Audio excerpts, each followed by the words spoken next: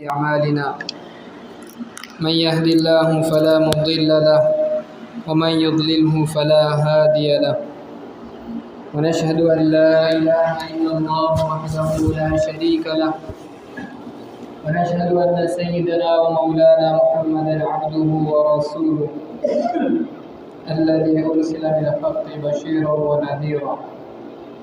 أما بعد، قال الله تبارك وتعالى في القرآن المجيد والفرقان الحميد: أعوذ بالله من الشيطان الرجيم، بسم الله الرحمن الرحيم.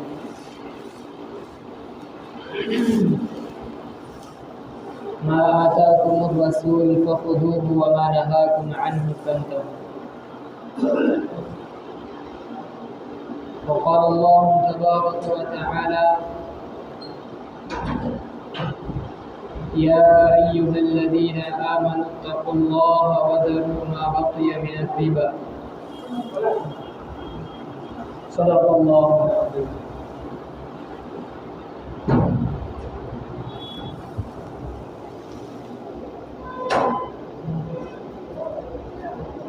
سبحان ربك رب العزة عما يصفون وسلام على المرسلين والحمد لله رب العالمين.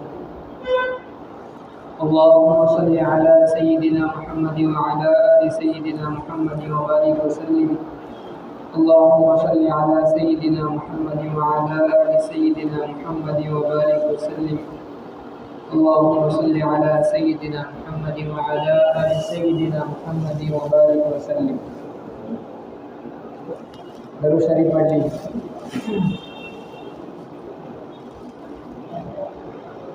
محترم دوستوں، بزرگوں اور عزیز ساتھیوں، اللہ تبارک و تعالیٰ قرآن مجید میں ارشاد فرماتے ہیں: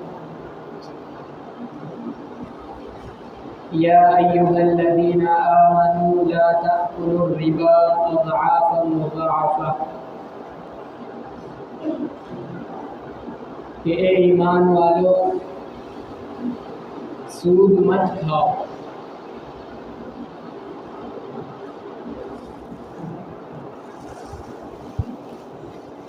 اللہ تبارک و تعالیٰ ایمان والوں کو یہ حکم دے رہے ہیں.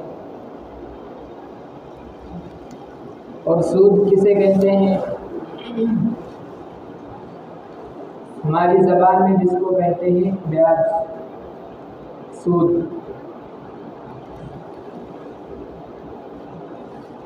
اسلام میں اس کو اللہ تبارک و تعالیٰ نے حرام قرار دیا ہے.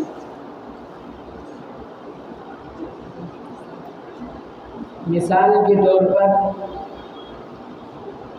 آپ نے کسی کو 1000 روپے دیے، قرض دیا، اور اس سے آپ 1200 روپے لے رہے ہیں. 1200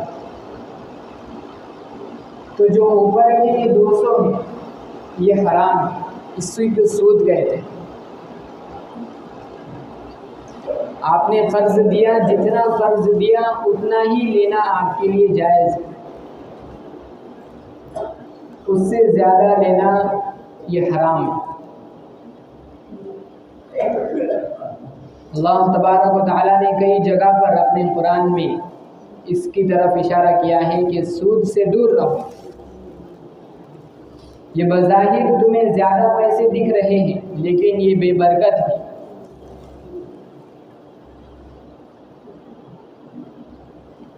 واتقوا اللہ لعلکم تفلحون، اور اللہ سے ڈرو تاکہ تم کامیاب ہو جاؤ. اللہ سے ڈرو گے تو کامیابی یقینی ہے. اور کامیابی کس کو کہتے ہیں؟ کامیاب ہونا اسی کو بھی کہا کہ تم جہنم سے بچا لیے جاؤ گے اور جنت میں داخل کیے جاؤ. یہ سب سے بڑی کامیابی. کیا کامیابی ہے؟ کہ جنت میں جانا اور جہنم سے بچنا. آگے اللہ پاک ارشاد فرماتے ہیں وَاتَّقُوا النَّارَ الَّتِي أُعِدَّتْ لِلْكَافِرِينَ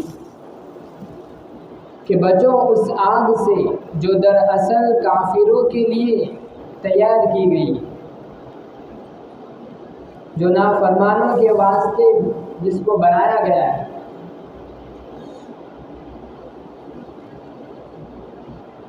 اور اس سے اسی طرح بچیں گے کہ جس طرح ہم سود سے بچیں۔ جہنم سے بچنا ہے تو سودی کاروبار سے، سودی لین دین سے ہمیں دور رہنا ہوگا۔ اور اگر سود سے نہیں بچیں گے، سودی کاروبار، سودی لین دین ہمارا ہوگا، ہمارے معاملے میں حرام کا کاروبار ہوگا، تو ہم جہنم سے بھی نہیں بچیں۔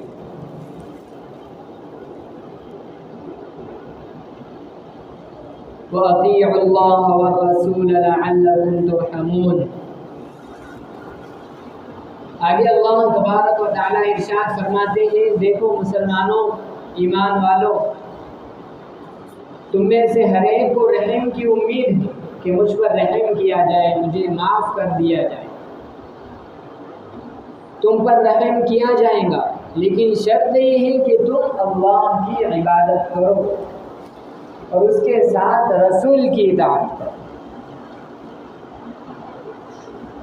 اللہ کے حکم کو مانو، اور اسی کے ساتھ میں نبی نے بھی جن باتوں کی تعلیم امت کو دی ہے، ہم کو دی ہے، ان باتوں کو بھی ہمیں ماننا ہے۔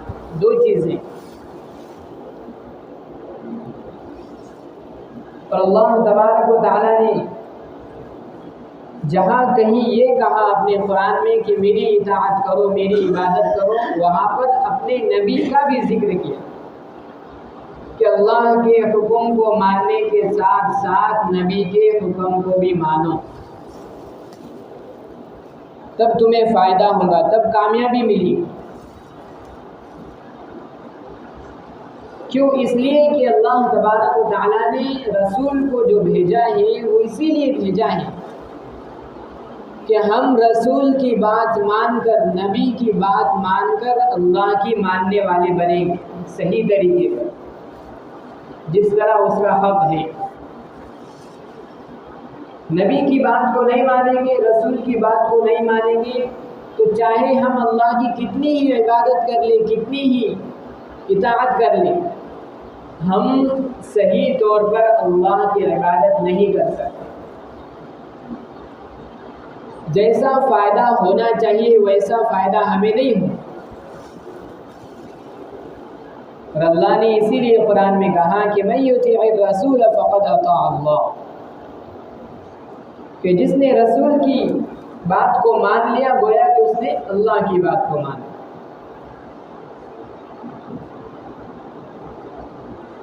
اور رسول کی بات کو کیوں ماننا؟ کیوں اللہ یہ کہہ رہے ہیں کہ نبی کی بھی بات کو مانو؟ وہ اس لیے کہ وما ينطق عن الهوى، نبی جو بھی بولتے ہیں وہ خود اپنی طرف سے نہیں بولتے، بلکہ اللہ تبارک و تعالیٰ ان سے بلواتے۔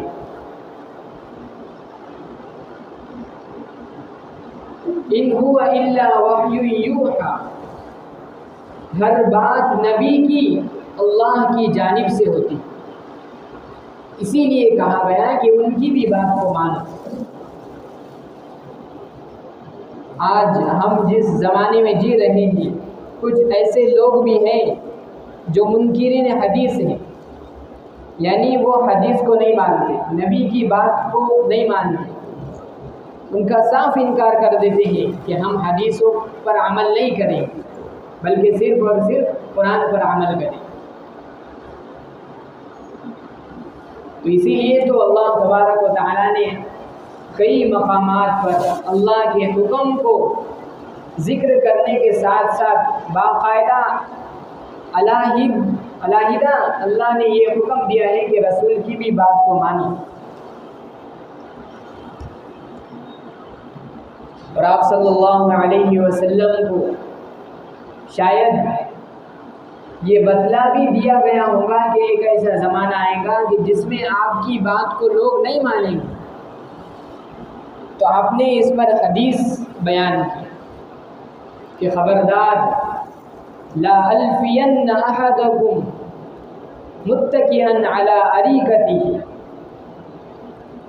کہ میں تم میں سے کسی شخص کو ایسا نہ دیکھوں کہ جو لاپرواہی میں اور غفلت میں یہ کہہ دے کہ ہم کو تو صرف اور صرف کتاب اللہ کافی ہے، قرآن کافی ہے، یعنی ہم صرف قرآن میں جو لکھا ہے اسی کو مانیں گے، کہ باقی نبی نے جو کہا حدیث ودیث یہ ہم اس کو نہیں مانیں. تو سخت آپ نے حدیث اور وعید بیان کی کہ ایسا نہ ہونے پائے ہرگز ہرگز. اور وہ اس لیے کہ ایک فارسی شاعر نے کہا ہے کہ گفتہ او گفتہ اللہ بود گرچہ از بنکو میں عبداللہ ہو، یعنی اس میں نبی کی طرف سے یہ ترجمانی کی ہے کہ نبی جو بھی بولتے ہیں گرچہ نبی کی زبان ہے مگر اس نبی کی زبان پر بات کون کر رہا ہے؟ اللہ تبارک و تعالیٰ کر رہے ہیں، اللہ بات فرما رہے ہیں.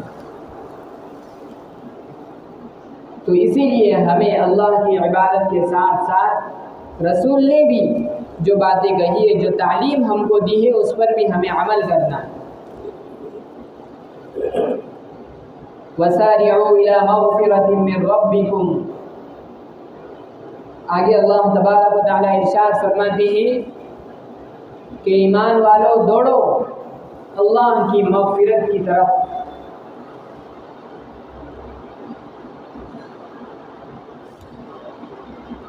نیکی کے کاموں کی طرف، ایک دوسرے سے نیکی کرنے میں جلدی کرو اور اپنے رب کی رحمت کو حاصل کرو. یہاں پر مفسرین نے الگ الگ تفسیریں کی ہیں کہ کسی نے کہا کہ اللہ نے جو کہا ہے وَسَارِعُوا إِلَى مَغْفِرَةٍ مِّن رَّبِّكُمْ، مغفرت کی طرف دوڑو، اس کا مطلب یہ ہے کہ ایسے اعمال جن سے تم کو مغفرت مل سکتی ہے وہ کام، مغفرت والے کام، اعمال صالحہ. ہمارے دن بھر کے جو کام ہیں کہ فجر کی نماز پڑھنا ہے، ایک وقت کے ایک دن میں 5 نمازیں پڑھنی ہیں، صبح صبح قرآن کی تلاوت کرنی ہے، صبح شام تسبیح بیان کرنی ہے، یہ کام کرو، اللہ سے توبہ استغفار کرو. اور بعض مفسرین فرماتے ہیں کہ اس کا مطلب یہ ہے کہ وَسَارِعُوا إِلَى التَّوْبَةِ، یعنی توبہ کرو، اللہ تبارک و تعالیٰ سے اپنے گناہوں کی توبہ کرو. عزیز دوستو، آج یہ بہت بڑا المیہ ہے کہ دن رات ہمارے گناہوں میں گزرتے ہیں، صبح سے شام تک گناہ کیے جا رہے ہیں، رات سے صبح تک گناہ ہو رہے ہیں، لیکن توبہ کی توفیق ہمیں نہیں ہوئی. اور آپ صلی اللہ علیہ وسلم نبی ہونے کے باوجود دن میں سے کتنی مرتبہ توبہ کرتے تھے؟ 70 مرتبہ توبہ کرتے. ایک نبی ہونے کے باوجود دن میں سے 70 سے زائد مرتبہ توبہ کرنا. اور آج ہمارا حال کیا ہے کہ سیکنڈ سیکنڈ میں، لمحے لمحے میں کئی گناہ ہم سے ہو جاتے ہیں، لیکن توبہ کی توفیق ہمیں نہیں ہوتی اور خیال بھی نہیں جاتا کہ میرے سے یہ گناہ ہو گیا، چلو میں تھوڑی سی توبہ کر لوں، اللہ سے معافی تلافی کر. نہیں عزیز دوستو، یہی کہا جا رہا ہے کہ توبہ کی طرف دوڑو، اپنے رب سے اپنی گناہوں کی مغفرت کرا لو، کہیں ایسا نہ ہو کہ تمہیں پھر توبہ کا موقع نہ دیا جائے، کہ موت کبھی بھی آ سکتی ہے. آنے کا وقت سبھی کو معلوم ہے، جانے کا وقت معلوم نہیں ہے کسی. اور بعض نے کہا اس کا مطلب یہ ہے کہ تکبیر اولیٰ کی طرف دوڑو. تکبیر اولیٰ، نماز کو تکبیر اولیٰ کے ساتھ پڑھنا. آج اس کا اہتمام ہم سے نکل گیا ہے. ہمارے اکابر تھے کہ کئی سالوں تک تکبیر اولیٰ سے جماعت ان کی چھوٹتی نہیں. اور تکبیر اولیٰ کسے کہتے ہیں؟ کہ جب امام مصلی پر اللہ اکبر کہے تو اس کے پیچھے ہی، اس کے ساتھ ہی ہم کیا کریں؟ اللہ اکبر کہیں۔ تکبیر اولیٰ کے ساتھ جب نماز کا اہتمام کرنا، اس کے لیے جلدی آنا پڑتا ہے، نماز کا اہتمام اور خیال رکھنا پڑتا ہے۔ اور اس کی فضیلت کیا ہے تکبیر اولیٰ کے ساتھ نماز پڑھنے؟ آپ صلی اللہ علیہ وسلم نے ارشاد فرمایا کہ جو کوئی شخص 40 دن تک تکبیر اولیٰ کے ساتھ نماز کا اہتمام کرے تو کیا ملے گا اس کو؟ کہا کہ اس کو جہنم سے بری ہونے کا پروانہ مل جائے، یعنی یہ شخص اب جہنم میں نہیں جائے۔ اور دوسری چیز کہ یہ تکبیر اولیٰ کے ساتھ جو شخص 40 دن تک نماز پڑھے تو اس پر مومن ہونے کا لیبل لگ جائے، یعنی یہ شخص مومن ہے، مسلمان ہے، یہ منافق نہیں ہے، نفاق سے اس کو بری کر دیا جائے گا۔ یہ فضیلت ہے۔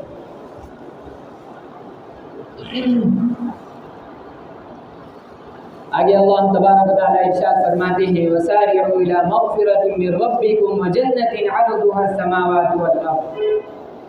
تو یہاں پر آیت میں ایک بات غور کرنے کی یہ ہے کہ پہلے اللہ تبارک و تعالیٰ نے مغفرت کا ذکر کیا، اس کے بعد جنت کا ذکر کیا۔ اس سے پتہ یہ چلتا ہے کہ جنت میں جانے کے لیے مغفرت کا ہونا شرط ہے۔ مغفرت ہوگی تو جنت میں جانا نصیب ہوگا، جنت ملے گی۔ اللہ کا فضل نہیں ہوگا، مغفرت نہیں ہوگی تو جنت میں بھی ہم نہیں جا سکتے۔ اور حدیث شریف میں اس کو باقاعدہ اس کی طرف آپ نے توجہ دلائی ہے۔ کیا فرمایا؟ کہا کہ لوگوں دیکھو، کوئی یہ نہ سمجھ لے کہ میرے اعمال مجھے جنت میں لے جا سکتے۔ عجیب بات آپ نے فرمائی، یہ ہماری آپ کی بات تو دور ہے، خود نبی نے اپنے بارے میں یہ بات کہی ہے کہ کوئی شخص ساری زندگی نیکیاں کیوں نہ کر لے، ساری زندگی گناہوں سے کیوں نہ بچ جائے، تب بھی اس کے اعمال اس کو جنت میں نہیں لے جا سکتے۔ پھر کون لے جائے گا جنت میں؟ کہا ہے کہ جنت میں تو اللہ کا فضل لے جائے، اللہ کی مغفرت، اللہ جس پر فضل کرے اس کو اپنے فضل سے جنت عطا کرے۔ اور آپ نے فرمایا جب یہ بات کہی کہ تم میں سے کوئی عمل جنت میں لے جانے والا نہیں ہے تو صحابہ نے خود پوچھا ہے اللہ کے رسول کیا آپ کا عمل بھی آپ کو جنت میں نہیں لے کر جائے گا؟ ہماری بات تو دور ہے، صحابہ کی بات دور ہے، لیکن ایک نبی اگر اس کے ساتھ اس کے عمل ہے تو کیا وہ عمل اسے جنت میں لے کر جائیں گے؟ تو آپ نے کیا فرمایا؟ نہیں، میرے عمل بھی مجھے جنت میں نہیں لے جا سکتے، مگر یہ کہ جب اللہ تبارک و تعالیٰ مجھ پر اپنا فضل کریں گے اور اپنی رحمت سے ڈھانپ دیں گے تو تب کہیں جا کر میں بھی جنت میں داخل ہو سکتا ہوں۔ اور آج ہم مطمئن ہیں ہمارے ایمان، نماز، روزوں پر، اپنی عبادت پر، کیوں کر رہے ہیں؟ جنت میں جانے کے لیے نہیں، اسی کے ساتھ ساتھ ہم کو اللہ کا فضل بھی مانگنا ہے۔ اے اللہ تیرے فضل سے ہم کو جنت الفردوس میں اعلیٰ علیین میں مقام نصیب فرما۔ اور علماء نے یہ بات بھی لکھی ہے کہ جس کو اعمال کی توفیق ہوتی ہے، گویا کہ اللہ کا ایک طرح کا فضل ہے کہ اعمال کی توفیق ہو رہی ہے، عبادت کرنے کی توفیق ہو رہی ہے، گناہوں سے بچنے کی توفیق ہو رہی ہے۔ اس کا مطلب یہ ہے کہ اللہ خود چاہ رہے ہیں کہ اس کو میں جہنم سے بچا کر جنت میں داخل ہوں۔ یہ اللہ کا فضل ہے۔ وَجَنَّةٍ عَرْضُهَا السَّمَاوَاتُ وَالْأَرْضُ أُعِدَّتْ لِلْمُتَّقِينَ۔